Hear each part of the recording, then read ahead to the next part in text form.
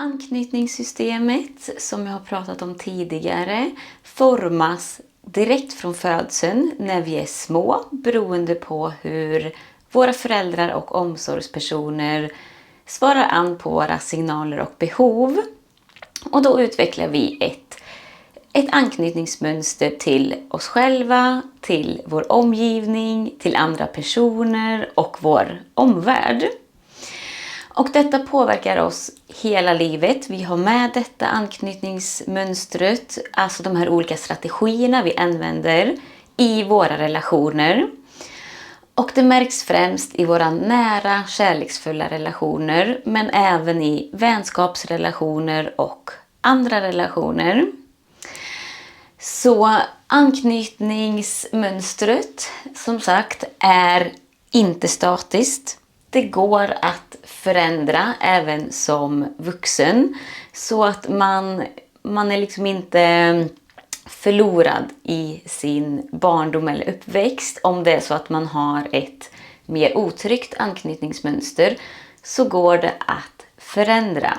Även om det kanske krävs mycket tålamod, medvetenhet, arbete och ett inre jobb. Så hur gör man då? Det viktigaste är sin medvetenhet. Att faktiskt först bli medveten om hur är jag? Hur är jag som person? Vad är det som triggar mig? Vad är det som gör mig att jag får de här reaktionerna och känslorna?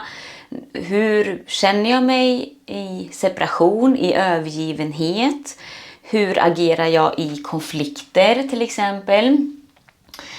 Så det är liksom nummer 1, att förstå sig själv. Varför tänker jag som jag gör? Varför reagerar jag som jag gör? Och då kan man börja i sin barndom och kolla, hur var min barndom?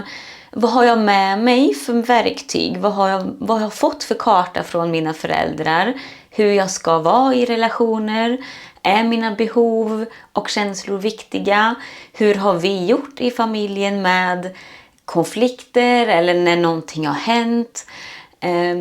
Hur är man van att processa sina tankar och känslor? Sen kan man också se, hur är mina relationer? Hur har mina vänskapsrelationer sett ut? Har jag tajta, nära relationer, djupa relationer? Eller har jag mer ytliga eller har jag mer kortvariga relationer? Men även kolla på sina kärleksrelationer.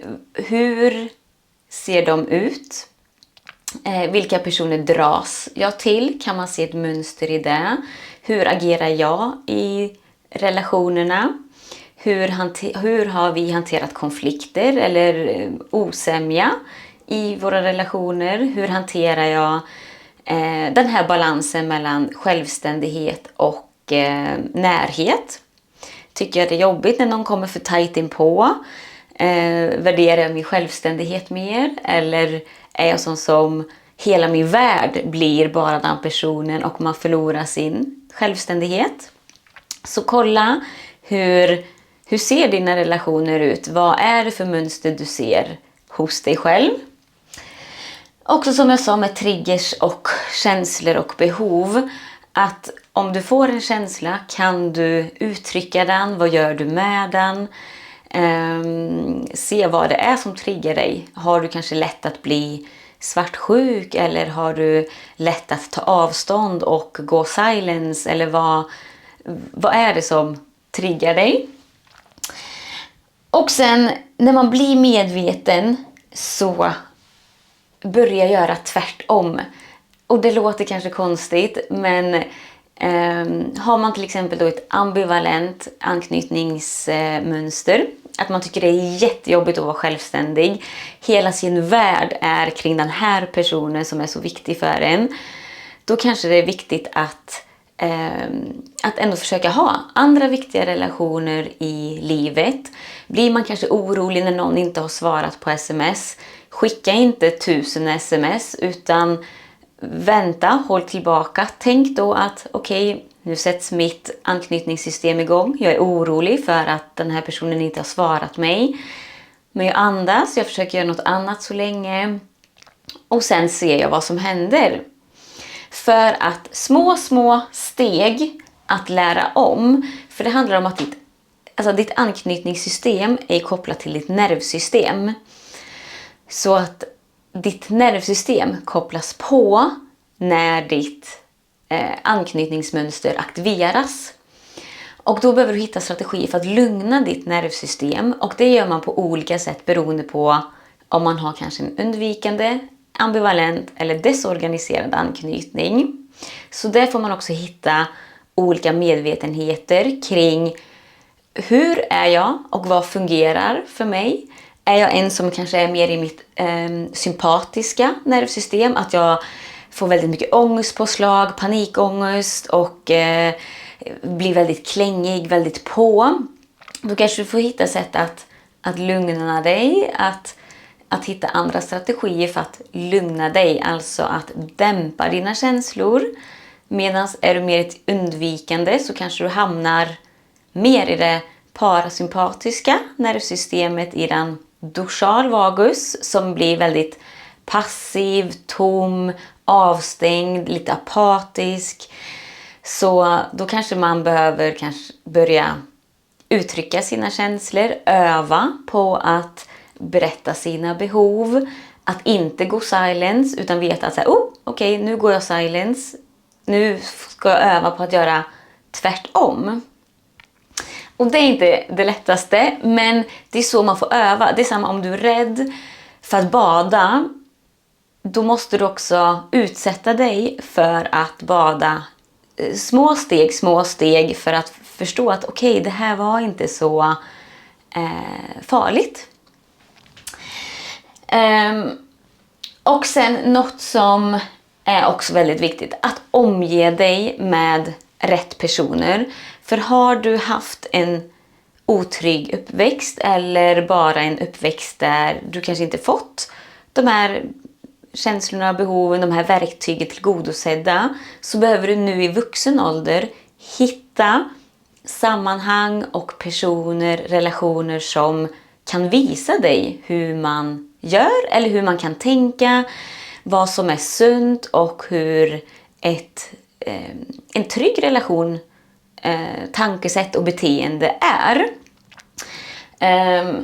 Så kolla liksom, jag har också tidigare pratat om det, vilka är dina 5 närmsta personer?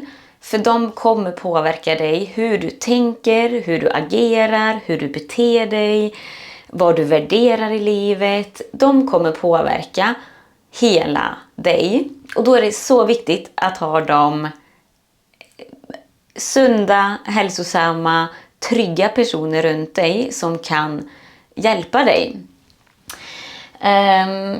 Och också det här, fråga, lyssna och lär. Att när du väl har en eller flera personer som du anser är sunda, trygga. Jag skrev också här, bra förebilder.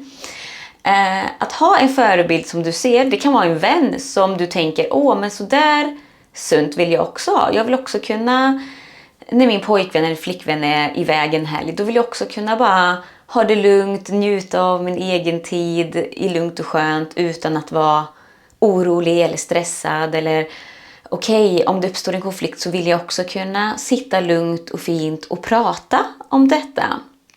Så hitta olika förebilder som du vill ta efter. Och när det uppstår saker i dig, våga fråga den här personen. Okej, vet du, nu uppstod detta. Jag känner och tänker så här. Vad tänker du om det?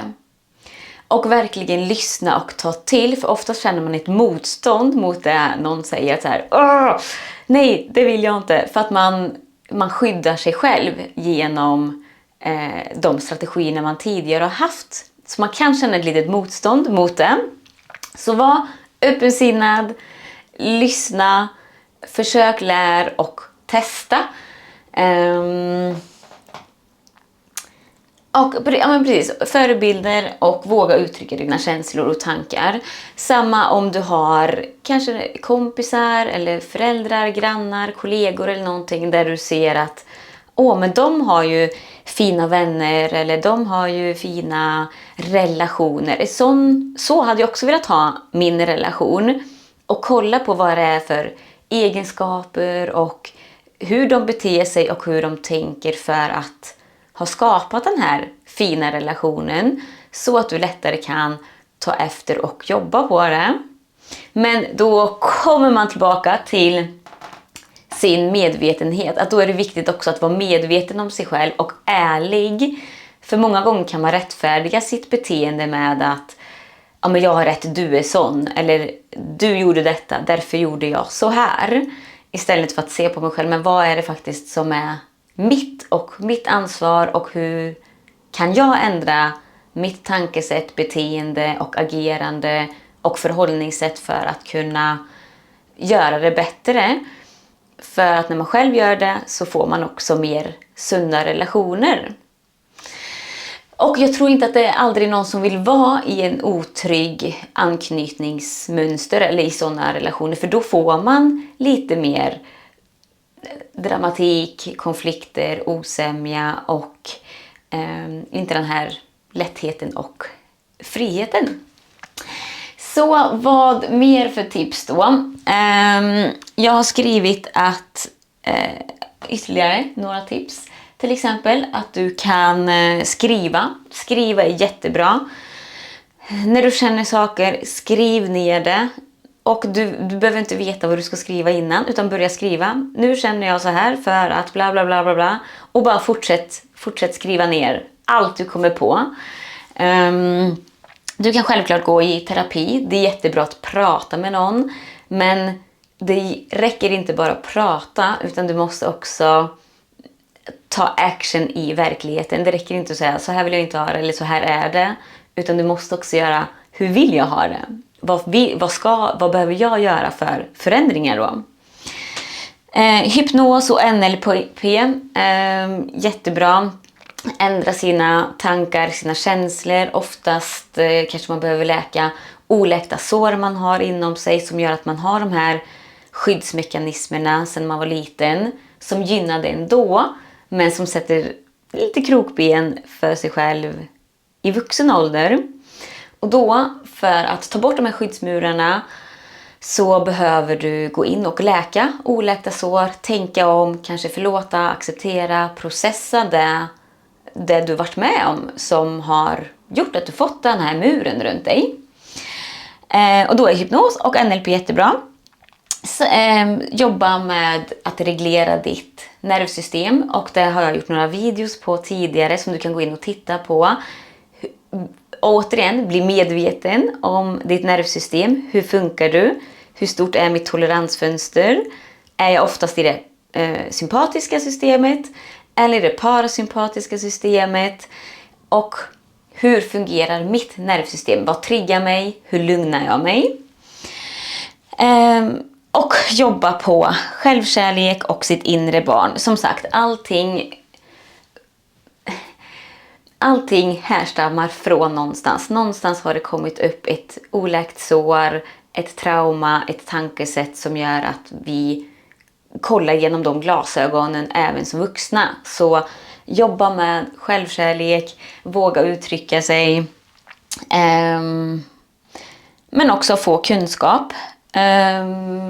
Alltså vara intresserad för att lära sig, för att vilja förändra sig.